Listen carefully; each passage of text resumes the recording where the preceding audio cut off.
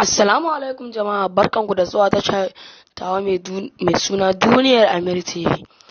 Idan wannan ne farkon zuwan ku, don Allah muna roƙonku da ku danna mana alamar subscribe, sannan ku danna alamar ƙararrawa, saboda zarar mun ɗora bidiyo ku samu sanarwa nan da nan idan data ku a kunna take. To, a yau dai da farko bidiyon namu zai nuna mana yadda za ka kare kanka daga masu yin hacking, ko kuma in ce yadda za ka kare kanka idan ana satar bayananka na waya. To, yanzu dai farkon bidiyon shine za ka shiga Play Store, idan kuma iPhone ne sai ka shiga App Store sai ka danna.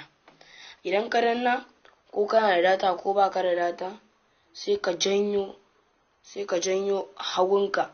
Idan ka janyo hagunka sai ka danna Play Protect din nan. Kun gan shi nan an rubuta Play Protect. Turn on Play Protect scanning for your security. Turn on Play Protect to check apps from outside the Play Store. Play apps are automatically scanned. To sai ka kunna shi, ka danna turn on. Zai yi scanning ya nemo ma wani application ne zai cutar da kai a cikin wayarka, ko kuma an saka shi ba tare da sanin ka ba, an ɓoye shi. To a nan ya nuna mana no problems found, Play Protect scanned at 13:07.